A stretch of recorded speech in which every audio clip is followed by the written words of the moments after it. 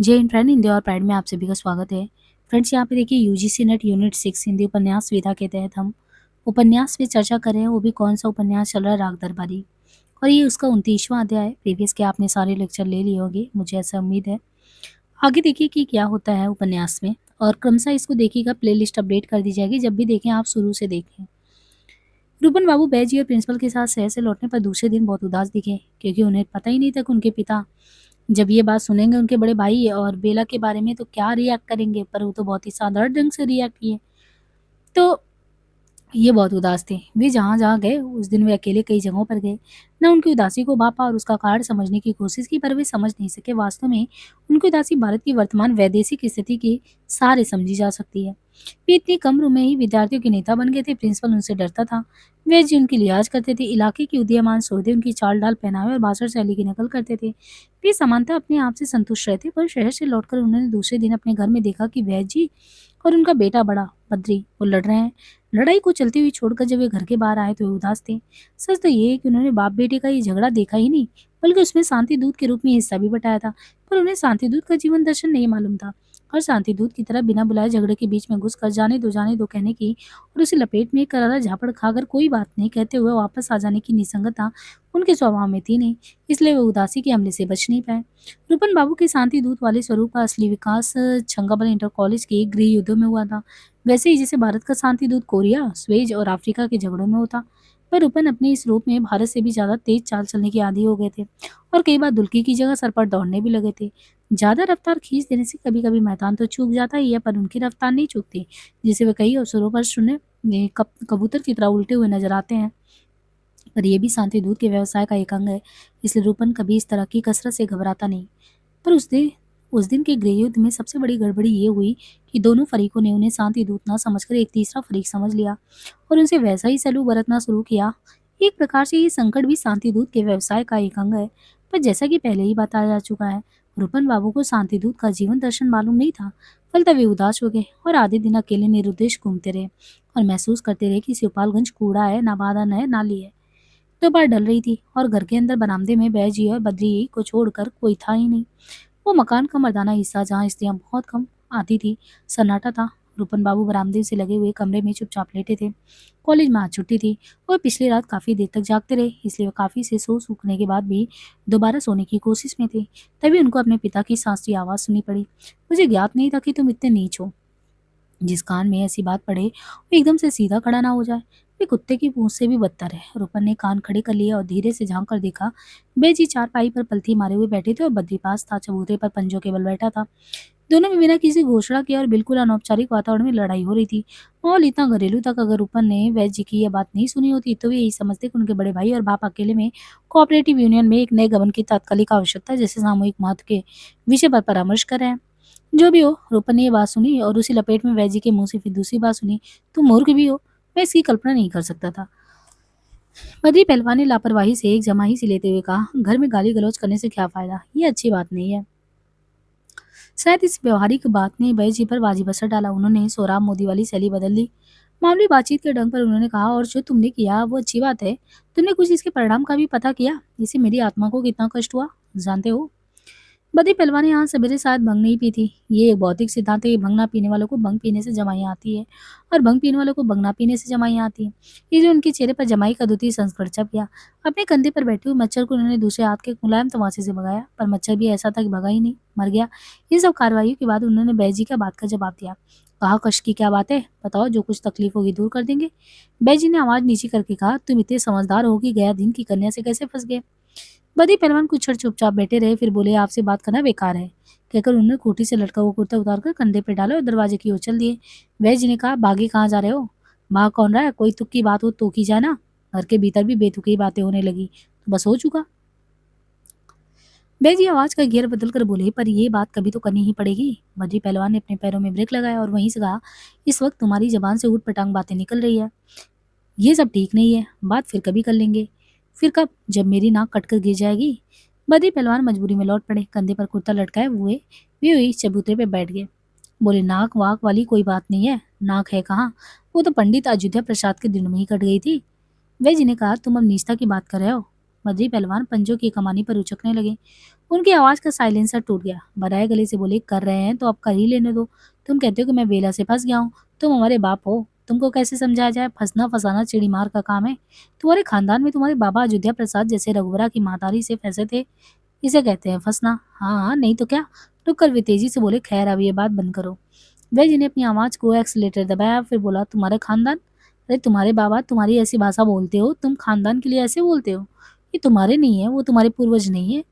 जैसे चौराहे की लाल बत्ती चमक रही हो, बद्री की गाड़ी झटके से रुक गई। वे थम कर बोले, हुआ ना वही, एक सच्ची बात कह दी तो उसी में चिढ़ गए। खैर जाने दो। बैजी ने कहा, जैसे क्लच और एक्सीलेटर साथ साथ दबाकर कोई नौसिखिया गाड़ी चलाने की कोशिश कर रहा हो ना। नहीं बद्री, जाने नहीं दूंगा तुमको। आज ये बात समाप्त होगी। हम ब्राह्मण हैं, वैसे हैं, पर ये केवल जाति की बात नहीं है, सिद्धांत की बात है। ऐसी आचरण वाली लड़की को छोटे न्यायालय ने क्या कहा था? बद्री पहलवान उठकर खड़े हो गए, बोले, बस बात बंद। और एक बात मैं कह रहा हूँ, तब भी मेरी बात बंद। मैं बाबा अयोध्या प्रसाद की चाल नहीं चल सकता। जो कुछ करूंगा कायदे से करूंगा। इधर उधर की घिचर पिचर मुझे पसंद नहीं है। ये दरवाजे को उछल दिया। अचानक बैजी चारपाई से उठकर खड़े हो गए और बिना जूता जाट, दाढ़ी मुझ कमंडलू कॉपिन के 7 दिन वाले पोज में तन कर दोहरी ताकत वाले हाथ सा बजाते हुए बोले, नीच, तो मेरी बात भी तो सुन। रूपन बाबू इस वार्तालाप के आश्चर्य से सुन रहे थे। पिछले दिन शहर में उन्हें वैजी की बात से लगा था कि बेला की शादी बद्री से हो जाने और यदि कोई बाधा पड़ी तो वो गया दिन की ओर से खुद ही करा देंगे। किंतु इस बातचीत से उन्हें विदित हुआ कि वे जिस संघर्ष का अंत समझते थे वो तो हुआ ही नहीं था, वो तो शुरुआत था। वे अपने को रोक नहीं सके और लपलपाते हुए कमरे से बाहर आकर शांति दूध का व्यवसाय संभालने लगे। उन्होंने कहा, पिताजी अब कुछ कहने सुनने से क्या होगा? अब तो आप वही कहिएगा जो कल अपने प्रिंसिपल के आगे कहा था, उसी को दोहराते जाइए। अब हम भी कहा करेंगे कि हम जाति प्रथा नहीं मानते। जब बद्री दादा बेला से ही फंसे गए तो रुपन की बात पूरी नहीं हो पाई कि उन्होंने अपनी गर्दन टूटती हुई जान पड़ी। बात रोज की ही था। बद्री पहलवान नित्य प्रति किसी न किसी के गर्दन पर हाथ डालते ही थे। आज उन्होंने रुपन की गर्दन पकड़ ली, पर रुपन की आंखें एक सेकंड में आंगन के 10 चक्कर लगाकर आत्मलीन हो गई। बद्री दांत पीस कर कह रहे थे, तुम घर में ही नेतागिरी करोगे? मेरी एक लग कहते हो कि मैं फंस गया हूँ। अरे वो मेरे मुंह पर कहते हो, चिमिरकी कहीं के। दुस्को कहते चिमिरके। रूपन की गर्दन झकझोर कर उन्होंने बड़े गैरस्मी ढंग से अपने आंगन की दूसरी ओर ठेल दिया और घबराहट में रूपन यहाँ तक न तय कर पाया कि इस पद्धति से मिला हुआ चिमिरकी का किताब वे स्वीकार करें या वापस कर दे। उधर बद्री वैजी से कहते रहे, इसे कहते हैं साक्षात नेता। इसने उसे खुद 2 पन्नों की चिट्ठी भेजी थी, पता है कि नहीं? न जाने कैसी गोलमोल की बातें की थी। खुद फंसा था और कहता है मैं फंस गया। रूबन बाबू गिरते गिरते संभल गए। ऐंठकर बोले, मैं इतना जलील नहीं हूँ कि तुमसे इस मामले की बात करूं। बैजी से उन्होंने कहा, पिताजी अब इनसे कुछ भी बोलना बेकार है, इन्हें जो करना है वो करने ही दीजिए। पर बैजी इस समय सलाह लेने के लिए नहीं, देने के लिए थे। कड़ी आवाज में बोले, जो भी हो रूपन, ये तुम्हारे बोलने का विषय नहीं है। मुझे तुम सबसे शिकायत है। मुझे तुम्हारे आचरण का भी खबर है। अरे तुम्हारा आचरण भी कैसा है मुझे पता है। रूपन तैस में आ गए, ये बात है। उन्होंने अपनी गर्दन को उठाकर सीना तान कर जवाब दिया, तो मुझे भी आपके आचरण की खबर है। लड़ाई का ये अंतिम रिश्ता बद्री व्यंगपूर्वक अपने पिता से कहा, सुना? रूपन झपट कर बाहर चले गए। बैज जी चारपाई के पास चुपचाप खड़े रहे। ऐसे मौके पर फिल्मी हीरो के भाप की तरह रमा कर रोए नहीं। अपने भ्रष्टाचार की शिकायत पर कमीशन बैठाए जाने की सूचना पाकर किसी बड़ी नेता की तरह उन्होंने ये वक्तव्य नहीं दिया कि पहले भ्रष्टाचार की एक समान परिभाषा निश्चित होनी चाहिए।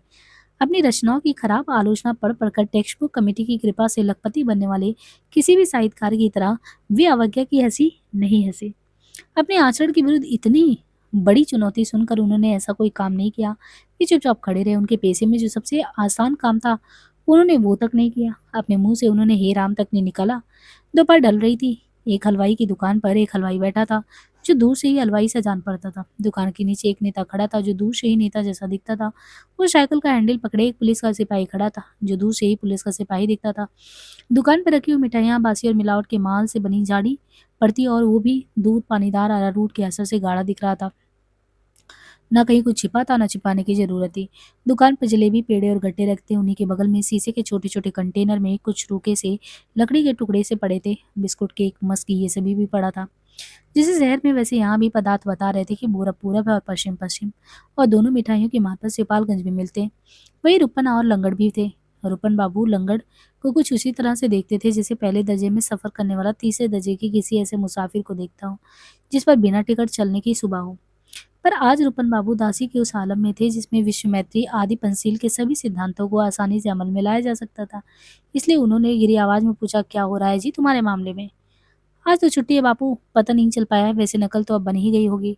लंगड़ ने पिछले दिनों की प्रगति बतानी शुरू की। बन तो तभी गई थी, पर मेरे लिए नहीं जा रहा था, मुझे मियादी बुखार था। कुछ दिन सदर की कचहरी में गिरा तो फिर उठा नहीं। फिर सोचा मरना है तो अपने गांव में ही मरे। उधर के ही एक ठाकुर वहां आए थे, अपने साथ ले आए। वहां लोगों ने बताया कि मियादी बुखार है। पर एक दिन गांव में कई लोग मोटर पर आए। गांव भर की दीवारों पर गेरों से न जाने क्या क्या अंग्रेजी में लिखा था। उसके बाद बापू उन्होंने हमारा खून निकाला और मशीन में डालकर देखा। अब देखो तो बापू कैसा अचंभा है, इस कलजुग का के आदमी। तो हम देसी और हमें बीमारी लग गई। बिलायती मोटर पर जो आए थे वो बोले कि लंगड़ बड़ा आदमी है, उसे मलेरिया हुआ है। क्या बताएं बापू, उसी के बाद मोटर वालों ने गांव में बड़ा काम किया। दो तीन लोग एक एक मशीन लेकर चारों तरफ कुआं ताल गड्ढा ये सब खोदने खाने लगे। दो आदमी बराबर हर घर के आगे जा जाकर गेरू से मलेरिया महारानी की स्तुति करने लगे। फिर क्या था?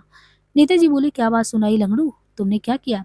अरे लिखे देख अंग्रेजी मच्छर, भागे मलेरिया के मच्छर। हलवाई ने नेता की तारीफ सुनाई। क्या कविता सुनाया आपने? जलेबी खाई है इसी बात पर। नेता ने बिना तकल्लुफ मक्खियां उड़ा कर चार पांच जलेबियां थाल से निकाल ली और खाना शुरू कर दिया। उधर सिपाही लंगर से बोला, तो कहो कि मरते मरते बचे हैं। ये तो ठीक है बापू, पर मैं जानता था कि मैं मरूंगा नहीं। भगवान के दरबार में ऐसा अंधेर हो ही नहीं सकता। जब तक मुझे तहसील से निकाल नहीं देते मैं मर नहीं सकता। लंगड़ की आवाज में न जाने कितने कबीर तुलसी रैदास आकर सुर बनने लगे। वो बोला, बिना नकल देखे मेरी जान नहीं निकल सकती। मैं सत्ता की लड़ाई लड़ रहा हूँ। सिपाही बोला, तुम साले बांगड़ू हो, 2 रुपए के पीछे जिंदगी बर्बाद कर रहे हो और क्या कर रहे हो? ठोक क्यों नहीं देते 2 रुपए? और इसी के पीछे लड़े जा रहे हो। लंगड़ सिरे लाकर बोला, तुम ये बात नहीं समझोगे बापू, ये सत्ता की लड़ाई है। रुपन बाबू ने बातें बदलकर पूछा, तो अब हो क्या रहा है ये बताओगे? लंगड़ ने कहा, कल परसों तक मिल ही जाएगा। अभी से जाकर तहसील के आगे पढ़ूंगा तो। नेता ने कहा, वही अपनी झोपड़ी डाल लो, दौड़ धूप बच जाएगी।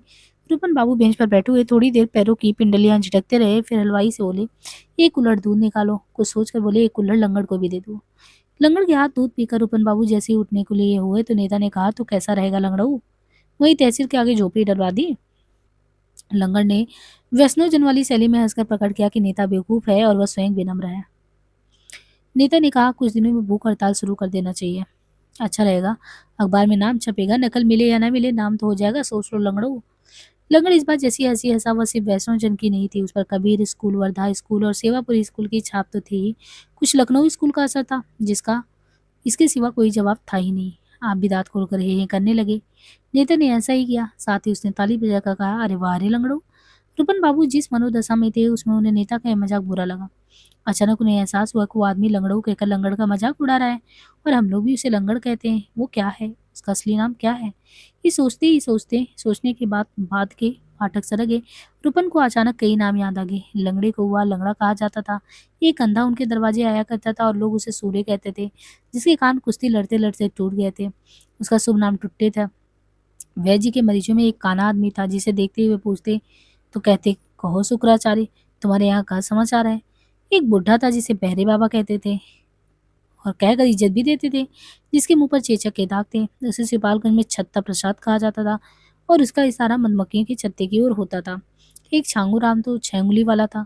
अपंगों या जो अंगहीन थे उनके लिए परंपरागत प्रेम या बात रूपन ने इस भाषा में सोची, ये अगर अब दोबारा इसे लंगड़ू कहेगा तो जूतों से बात करूंगा। उसी जोश में उन्होंने बिगड़ कर कहा, ए चिंता प्रसाद, तुम इन्हें लंगड़ू क्यों कहते हो? नेता की आंखें कुछ ऐसी थी कि उधर देखती इधर देखी, न जाने किधर से किधर देखती। एक तरह से अचिंता प्रसाद का नाम भी हमारे उस सांस्कृतिक परंपरा के जिसमें गणेश के गजानन और इंद्र को साथ साथ कहकर उनके आरंभिक जीवन की दुर्घटनाओं की ओर इशारा किया। रूपन बाबू ने सोचा कि अचिंता प्रसाद कहे जाने पर नेता बिल्कुल उखड़ जाएगा, पर उस विशेषण का कोई फर्क ही नहीं पड़ा, क्योंकि जिसे रूपन बाबू ने अचिंता प्रसाद कहा था उसे अपने गांव में सिर्फ अचिंतना के नाम से जाना जाता था। नेता रूपन बाबू से प्रसाद का प्रसाद पाकर वो ऐसे ही खुश हो गया, और दिन भर धूल धुकड़ गाली गलौज सुनने के बाद अदालत के सामने हाजिर होने वाला भोंदू नामक मुलजिम श्री भोंदू की पुकार सुनकर वो कृतार्थ भी हो गया। नेता ने रूपन से कहा, तो इनको और क्या कहें, लंगड़े हैं इसलिए लंगड़े कहते हैं। रूपन ने जैसा कि दूध पीने वाले दूध की प्रत्येक दुकान पर करते हैं, खाली कुल्हड़ सामने सड़क पर फेंक दिया। करोड़ों मक्खियां उस पर ललायित होकर झपटी, पर उनके पास रूपन को धन्यवाद देने के लिए उपयोग सब था नहीं। दो मुसाफिर जिनके पैरों के पास गिरकर कुल्हड़ फूटा था, उछलकर सड़क के किनारे आ गए, पर गालियां देने या ऐतराज करने की उनमें हिम्मत नहीं थी, क्योंकि रूपन इन सब पर ध्यान नहीं दिए। वे जनता प्रसाद से बोले, किसी का बुरा नाम लेकर चिढ़ाना नहीं चाहिए, उसका असली नाम ही लेना चाहिए। नेता ने लंगड़ की ओर मुंह करके पूछा, तुम्हारा असली नाम क्या है? अब तो सब लंगड़ी कहकर पुकारते हैं बापू। उसने सोचकर जवाब दिया। वैसे माँ बाप का दिया हुआ असली नाम लंगड़ प्रसाद है।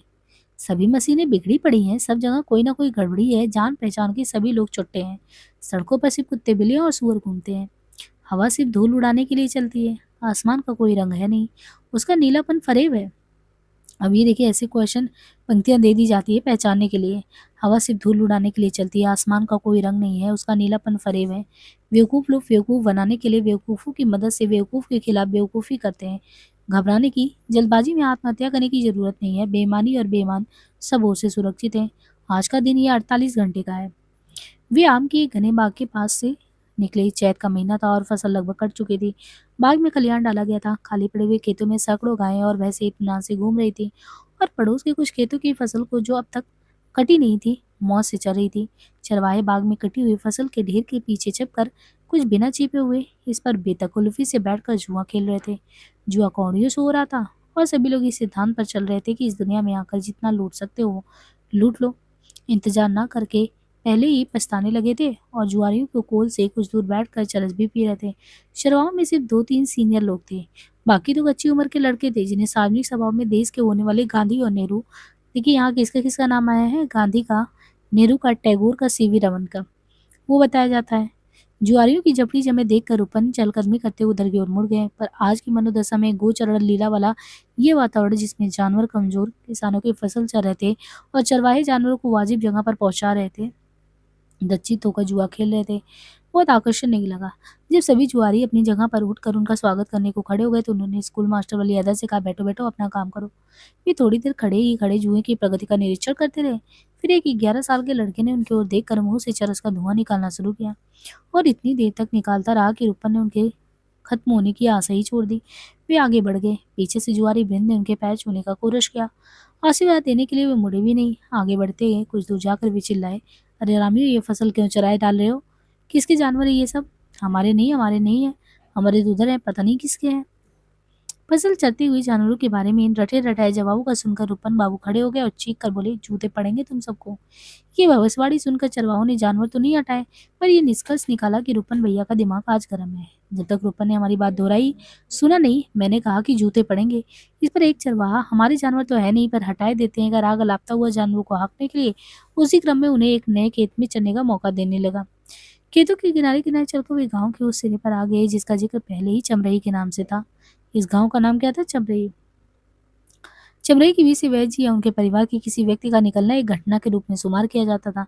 एक जमाना था कि किसी भी बाबुन ठाकुर के निकलने पर वहां के लोग अपने दरवाजे पर उठकर खड़े हो जाते थे, हुक्कों को जल्दी जमीन पर रख देते थे, चिलम फेंक देते और मर्द हाथ जोड़कर पाए लागी महराज का नारा देते। औरतें बच्चों को गली से हाथ पकड़कर खींच लेती और कभी कभी घबराहट में उनकी पीठ पर घूंसे भी बरसाने लगती। और महाराज चार ओर आशीर्वाद लुटाते हुए, इस बात का पड़ताल करते हुए कि पिछले 4 महीने में किसकी लड़की पहले के मुकाबले जवान दिखने लगी है और कौन लड़की ससुराल से वापस आ गई, त्रेता युग की तरह वातावरण पर सवारी गाड़ते हुए चलते थे। जिम्मेदारी टूटने का ये नतीजा तो नहीं निकला कि चमरही गांव के भीतर समा जाती, वहां ढोंग के 2-4 कुएं और मकान बन जाते, पर इतना तो हो ही गया कि अब किसी बावन के निकलने पर पहले जैसा गार्ड ऑफ ऑनर नहीं दिया जाता।